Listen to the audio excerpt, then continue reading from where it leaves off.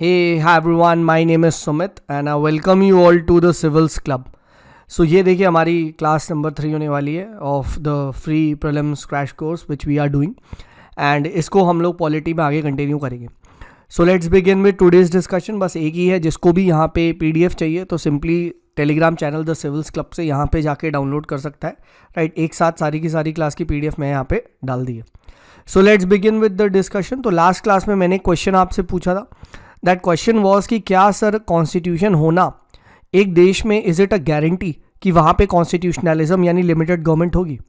Now नूर ने answer करा है राइट कि yes sir, India and America constitution both have constitution and follow constitutionalism. देखो समझो, अगर आपने इसका आंसर करा है तो इसका आंसर है नो. क्यों? क्योंकि सिर्फ कॉन्स्टिट्यूशन होना इज नॉट नेसेसरी कि कॉन्स्टिट्यूशनलिज्म गारंटेड हो. Do you know even north Korea, वहाँ पे भी एक कॉन्स्टिट्यूशन है, बट क्या वहाँ पे कॉन्स्टिट्यूशनलिज्म है? The answer to this is no. तो ये कोई गारंटी नहीं है कि सिर्फ हमारे देश में कॉन्स्टिट्यूशन है तो कॉन्स्टिट्यूशनलिज्म आ जाएगा. आप इस बात को समझिए, ठीक है. तो करेक्ट आंसर इसमें क्या है? नो होगा कि कॉन्स्टिट्यूशन होना कॉन्स्टिट्यूशनलिज्म को गारंटी नहीं करता. ठीक है, राइट. तो ये चीज़ कल को पूछा जा सकता है आपसे कि just because I have a constitution इसका मतलब कॉन्स्टिट्यूशनलिज्म हो. नहीं, दिस इज नॉट राइट. ठीक है, तो ये ध्यान रखिएगा.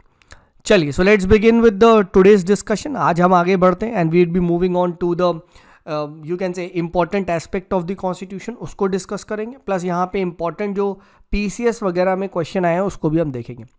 तो एक देखिए, ये UPSC का फेवरेट क्वेश्चन है, ठीक है, कि कौन से फीचर कहाँ से बोरो करे गए. और ये मैंने ना NCERT से ये इमेज ली है. ठीक है, तो ये बहुत सिंपल है बट स्टिल आप पॉज करके रीड भी कर सकते हैं. जैसे ब्रिटिश कॉन्स्टिट्यूशन से first past the post system लिया है हमने, पार्लियामेंट्री फॉर्म ऑफ गवर्नमेंट लिया है, ठीक है, रूल ऑफ लॉ का आइडिया लिया है, ठीक है, इंस्टीट्यूशन ऑफ स्पीकर लिया है हमने, लॉ मेकिंग प्रोसीजर लिया है. All this has been done from the British constitution. फिर आयरलैंड से हमने DPSP लिया है, ठीक है. फ्रेंच से हम लोगों ने the principles of liberty, equality, fraternity ये लिया है. ठीक है, तो ये याद रखिएगा, लिबर्टी, इक्वालिटी, फ्रेटर्निटी. ठीक है, फिर उसके बाद कनाडा से भी काफ़ी कुछ लिया है. फॉर एग्जाम्पल एक quasi federal form of government लिया है जहाँ पे स्ट्रॉन्ग सेंटर होता है. ठीक है, स्ट्रॉन्ग सेंटर एंड क्या है, unlimited powers to the state, ये चीज़ देखी गई है. तो this is some kind of you can say quasi federal government. ठीक है, फिर रेसिड्यूअल जो पावर्स है ये आइडिया भी हमने कहाँ से लिया? ये भी हमने कनाडा से लिया है. ठीक है, तो ये भी ध्यान रखिएगा, दिस इज इंपॉर्टेंट. ठीक है, देन उसके बाद US से हम लोगों ने फंडामेंटल राइट्स का जो कॉन्सेप्ट है वो लिया है. जुडिशियल रिव्यू की पावर हमने वहाँ से ली है. इंडिपेंडेंस ऑफ जुडिशरी भी हम लोगों ने वहाँ से लिया है. तो पूछा जा सकता है ये सारा का सारा इस तरीके से ना, स्पेशली क्योंकि ये NCERT में दिया है तो दिस बिकम्स इंपॉर्टेंट. ठीक है, और क्वासी फेडरल याद रखिएगा. क्वासी फेडरल क्या होता है? कभी कभी क्वासी फेडरल भी पूछा जा सकता है. ठीक है, ये टर्म भी पूछा जा सकता है. Let's now move to another concept जहाँ पे क्वेश्चन आता है कि ना वेरियस काइंड ऑफ राइट्स पे क्वेश्चन आता है. ठीक है, फॉर एग्जाम्पल आप लोगों ने देखा होगा natural right. Now what is a natural right? So natural rights are those rights जो क्या है, इंसान को ना नेचर ने दिए, और आप ऐसे कर सकते हो भगवान ने बना के भेजा है. For example right to life, ठीक है, right to drink water, right to breathe, ये सब क्या है? नेचुरल राइट है. ठीक है, ये कोई लॉ नहीं देता, बट क्या ये आपको नेचर देता है. हर एक इंडिविजुअल जस्ट बिकॉज वो बॉर्न हुआ है उसके पास ये नेचर ने दिया है. ठीक है, ये चीज़ ध्यान रखिएगा. ठीक है, right. So these are natural in nature. ठीक है, ये कोई लॉ नहीं देता है. ठीक है, ये चीज़ ध्यान रखिएगा. देन इसी का ही एक अपडेटेड वर्जन है ह्यूमन राइट्स. अब ह्यूमन राइट्स क्या है? Human rights are because we are humans. ठीक है, बिकॉज वी आर ह्यूमंस, तो इसलिए क्या है, इसलिए ये हम लोग को ये वाले कॉन्सेप्ट मतलब इन द सेंस राइट्स मिलते हैं. Rights because someone is a human and because every human wants to have a dignified life. ठीक है, इसलिए क्या है, इन ह्यूमंस को, सभी ह्यूमंस को ये राइट मिले. एंड रिमेंबर, ह्यूमन बोला गया, यहाँ पे नेशनैलिटी, रेस, कास्ट, क्लास ये सब नहीं देखा जाता. ठीक है, अब ये ह्यूमन राइट का कॉन्सेप्ट कैसे आया? एक्चुअली में ये ह्यूमन राइट का कॉन्सेप्ट को रिकग्नाइज किया है यूनाइटेड नेशन ने. United Nation came up with Universal Declaration of Human Rights in 1948 and then ये चीज़ बोला गया कि yes, all humans have some kind of you can say rights just because they are the humans, and इसलिए हम इसको recognise करेंगे. ठीक है, तो ये ह्यूमन राइट्स का कॉन्सेप्ट है. तो ह्यूमन राइट्स का कॉन्सेप्ट कुछ नहीं है, वही नेचुरल राइट्स जो क्या है यूनाइटेड नेशन ने रिकग्नाइज करे हैं. ठीक है, एंड वही सिंपल रीज़न है कि just because we are humans तो हमें ये राइट्स मिलते हैं. बट यहाँ पे ये चीज़ ध्यान रखना, universal Declaration of Human rights, यहाँ पे ये प्री में क्वेश्चन पूछता है 1948 में. एंड एक और क्वेश्चन जो बनता है, ये भी स्टेट पीसीएस में आया है कि इंटरनेशनल ह्यूमन राइट्स डे कब होता है. ये ध्यान रखना 10 दिसंबर. So this date is very important. और वैसे भी आप लोग देखते हैं अब प्री में यूपीएससी ये डेट्स वगैरह पूछने लग गई है. हाँ है ना, वर्ल्ड प्रेस डे, ये डे वो डे, ठीक है, इंटरनेशनल योगा डे, ठीक है. तो ये भी यहाँ पे क्या है, पूछा जा सकता है. मोस्ट इंपॉर्टेंट ये है 10 दिसंबर, ठीक है, एंड UNHDR, ये याद रखना, ठीक है. Let's move ahead. Civil rights क्या होते हैं? अब सिविल राइट्स कुछ नहीं होते, दीज आर द राइट्स जो कि हर एक कंट्री में दिए जाते हैं. एंड इट्स जस्ट दैट जो वहाँ के लोग हैं उनके पास क्या राइट्स हैं, ठीक है. तो these are the rights that citizens of a country enjoy. And definitely ये कहाँ से आएंगे? वहाँ के जो रूल ऑफ लॉ है, वहाँ का जो आप कह सकते हो स्टेट है, जो वहाँ का कॉन्स्टिट्यूशन है, वो क्या देता है, ठीक है. तो ये नहीं है कि आप ये नहीं बोल सकते just be born so everyone has civil rights. नहीं, सिविल राइट्स कैन डिफर, ठीक है. हो सकता है ए कंट्री में सिविल राइट्स थोड़े ज़्यादा हो, बी कंट्री में थोड़े कम हो, ठीक है. तो ये मैटर करता है, ठीक है. And again the idea is civilised existence के लिए राइट चाहिए, ठीक है, but they can differ from one country to another, ठीक है. जबकि यूनिवर्सल होते हैं ह्यूमन राइट्स. ये चीज़ ध्यान रखिए, पूछा जा सकता है, डेफिनेशन एंड डिफरेंस में पूछा जा सकता है, ठीक है. नेक्स्ट बात करते हैं कॉन्स्टिट्यूशनल राइट क्या होता है, ठीक है. तो कॉन्स्टिट्यूशनल राइट वो राइट होते हैं जो कॉन्स्टिट्यूशन में लिखे होते हैं. हाँ है ना, कॉन्स्टिट्यूशन में अगर लिखा हुआ है, अगर आप उस चैप्टर में देखोगे आपको दिख जाएंगे. हाँ है ना, ये चीज़ ध्यान रखना, ठीक है. अब बात आती है सर, तो फंडामेंटल राइट क्या होता है? फंडामेंटल राइट कुछ नहीं होते, these are also a part of what, the civil rights और द कॉन्स्टिट्यूशनल राइट्स, जिसको सेपरेटली पार्ट 3 में लिखा गया है. एंड सुप्रीम कोर्ट आप डायरेक्टली जा सकते हो इनको एनफोर्स कराने के लिए. रिमेंबर, कॉन्स्टिट्यूशनल राइट को आप डायरेक्टली सुप्रीम कोर्ट नहीं जा सकते एनफोर्स कराने के लिए, बट फंडामेंटल राइट्स को डायरेक्टली सुप्रीम कोर्ट आप जा सकते हो. आर्टिकल 32 का यूज करके रिट लगा के आप फंडामेंटल राइट्स को एनफोर्स कर सकते हो. ये चीज ध्यान रखना, डिफरेंस यही है, ठीक है, डिफरेंस यही है, ठीक है. तो constitutional right versus fundamental rights पे ना काफ़ी बार आप देखोगे स्टेट पीसीएस एंड ये पूछा जाता है, ठीक है, कि क्या supreme Court directly constitutional right को एनफोर्स करता है? नहीं, ठीक है. बट यस, फंडामेंटल राइट्स को वो डायरेक्टली एनफोर्स करता है. That is why fundamental rights are the branch of civil rights that are given a higher importance in India as they are defended by Supreme Court directly. ये दिन ध्यान रखना, ठीक है. एंड ऑब्वियसली बात है, कुछ राइट्स यहाँ पे सिटीजन्स को मिलते हैं fundamental rights, while others are not open to all, ठीक है. All right, let's move ahead, let's talk about the next concept, ठीक है, and which is about just one second. All right, so let's talk about first past the post system. इस पे भी देखो काफ़ी बार पूछा जाता है क्वेश्चन कि what is the first past the post system, ठीक है. एंड इसको प्रोपोर्शनल रिप्रेजेंटेशन से क्या किया जाता है, ठीक है, प्रोपोर्शनल रिप्रेजेंटेशन से कंपेयर करवाया जाता है. So what is this first past the post system? तो first past the post system एक ऐसा इलेक्शन का तरीका है जहाँ पे क्या होता है कि जिसके ना ज़्यादा वोट आ जाए, ठीक है, बस वो जीत जाता है, ठीक है. ये ध्यान रखना, जिसको ज़्यादा वोट आ जाए बस. तो क्या यहाँ पे हमें 50% की मेजॉरिटी ऑफ वोट्स चाहिए? नहीं, नहीं.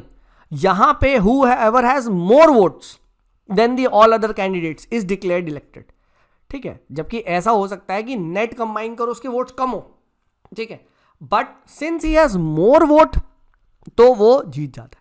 तो यहाँ आपको एब्सोल्यूट मेजॉरिटी ऑफ वोट्स नहीं चाहिए, दैट इज 50% से ज़्यादा लोग आपके लिए वोट करें. नहीं, ऐसा नहीं हो सकता, ठीक है. अगर आपके सपोज करो 3 कैंडिडेट खड़े हुए, एक के आए 50 वोट, ठीक है, एक के आए 30 वोट, एक के आए लेटर से 40 वोट, ठीक है. तो यहाँ कौन जीत गया? ए बी सी में ए जीत गया क्योंकि ए के ज़्यादा वोट है.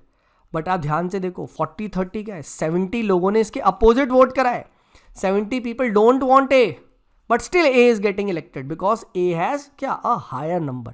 बट एब्सोल्यूट मेजॉरिटी नहीं, एब्सोल्यूट मेजॉरिटी होती तो ये कभी भी नहीं जीत पाता, ठीक है. ये चीज़ ध्यान रखिएगा, ठीक है. So candidate who secures the highest votes in a particular constituency is declared elected, ठीक है. बट यहाँ पे इसका एक डिसएडवांटेज है, और वो डिसएडवांटेज क्या है कि स्मॉलर जो सोशल ग्रुप्स हैं वो कभी यहाँ पे ना मतलब उतना नहीं जीत पाएंगे, क्योंकि उनके लिए बहुत कम लोग ही वोट डालते हैं, क्योंकि मोस्टली जो वोटिंग होती है वो सोशल लाइन्स पे होती है, ठीक है, राइट. सो हम अपनी जात बिरादरी इनको इलेक्ट करते हैं.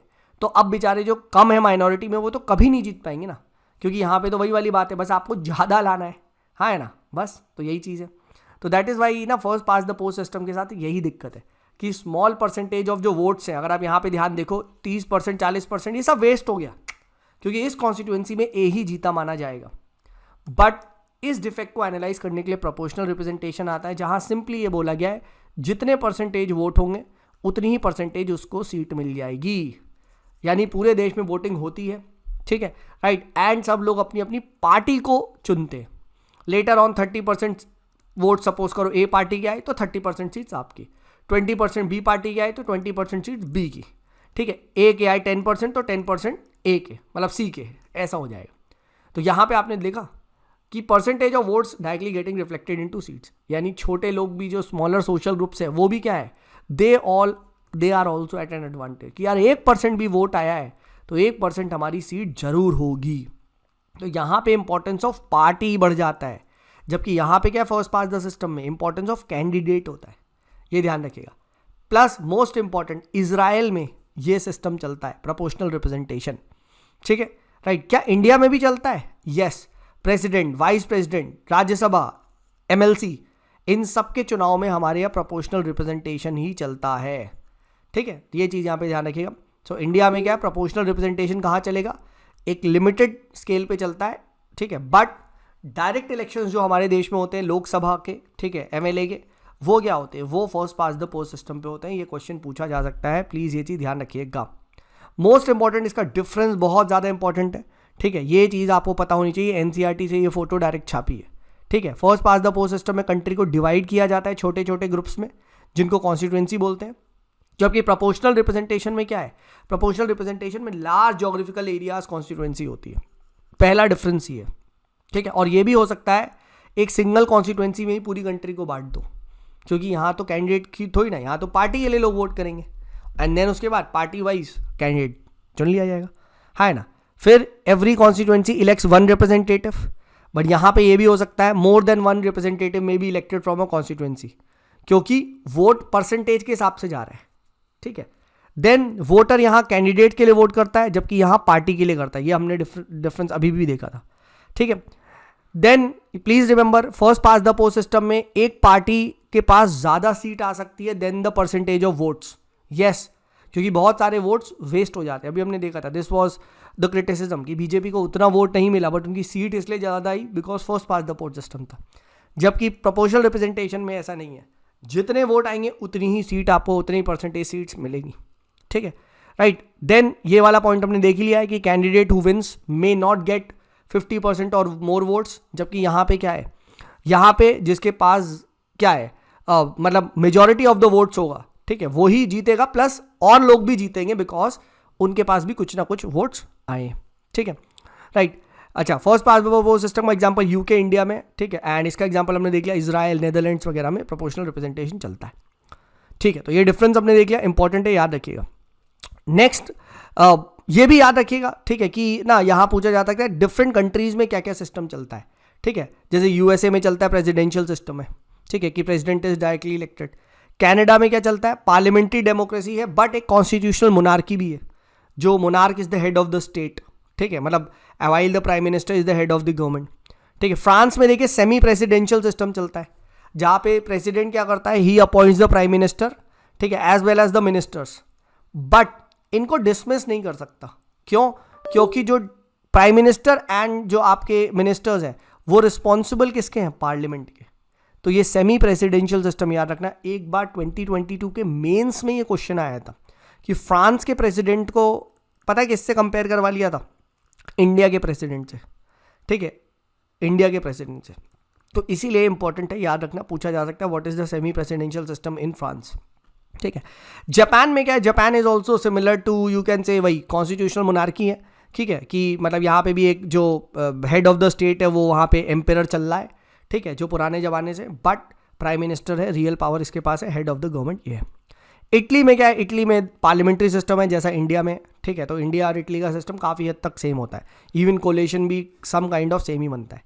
रशिया में भी have a semi presidential system, जहाँ पे president is the head of the state and prime minister who is appointed by the president is the head of the government, ठीक है। तो it's more of a presidential system, but इसको बोल दिया जाता है सेमी प्रेसिडेंट, ठीक है। हालांकि वहाँ तो एक अथॉरिटेरियन रूल है, बट स्टिल, ठीक है, president is everything in Russia, ठीक है। ये ध्यान रखना, कभी पूछ लिया जाए ना कौन से टाइप का क्या है, ठीक है।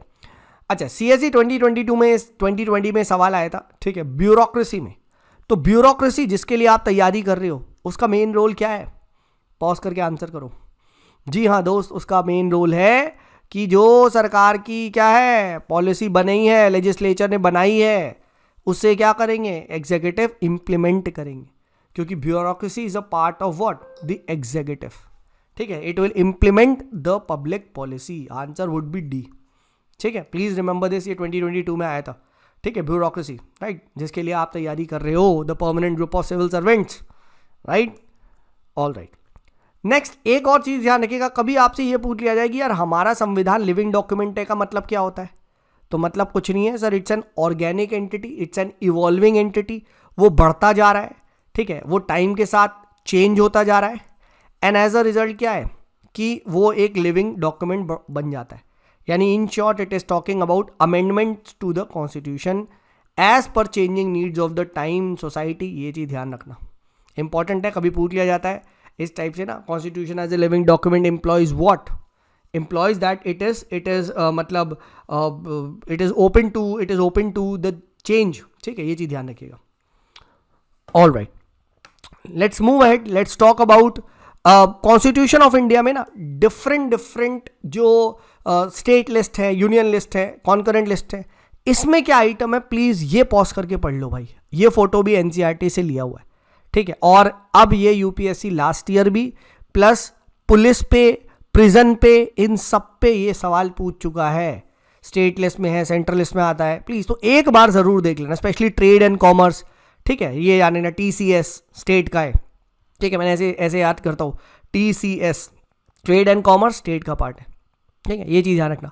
यहाँ फंसा सकता है इस तरीके से, स्टेट पब्लिक सर्विस, ये भी स्टेट का पास है, ठीक है। और कॉन्करेंट लिस्ट में भी बहुत फंसाता है, एजुकेशन, ट्रांसफर ऑफ प्रॉपर्टी, ठीक है, अदर देन एग्रीकल्चर लैंड, ठीक है, एंड फॉरेस्ट, ठीक है। उसके बाद ट्रेड यूनियंस, ठीक है, अडल्ट्रेशन, अडॉप्शन एंड सक्सेशन, ये सब किसका पार्ट है? ये सब आपका क्या है? कॉन्करेंट लिस्ट का पार्ट है, जहाँ पे both centre and state loss बना सकते हैं, ठीक है, ये ध्यान रखना। इट इज़ इंपॉर्टेंट, पूछा जा सकता है इस तरीके से, तो एक बार पॉज करके भाई ना ये ज़रूर पढ़ लेना, ये इंपॉर्टेंट है, ठीक है, ये इंपॉर्टेंट है। एंड रेसिड्यूरी पावर्स वो होती है क्या?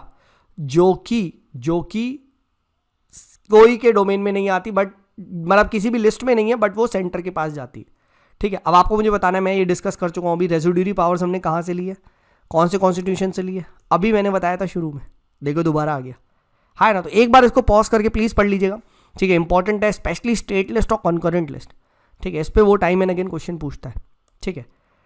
नेक्स्ट, इंडियन कॉन्स्टिट्यूशन के कुछ फीचर्स के बारे में अगर मैं आपसे बात करूं, ठीक है, क्योंकि अब देखो यार UPSC ने लास्ट ईयर से लेवल को मतलब स्टेट PCS पे गिरा दिया है, तो भाई पढ़ाना पड़ रहा है, वरना मैं तो पहले ये सब नहीं पढ़ाता था, ऊपर से बता दिया। तो बताओ भाई इंडिया में के कॉन्स्टिट्यूशन के कितने पार्ट्स हैं?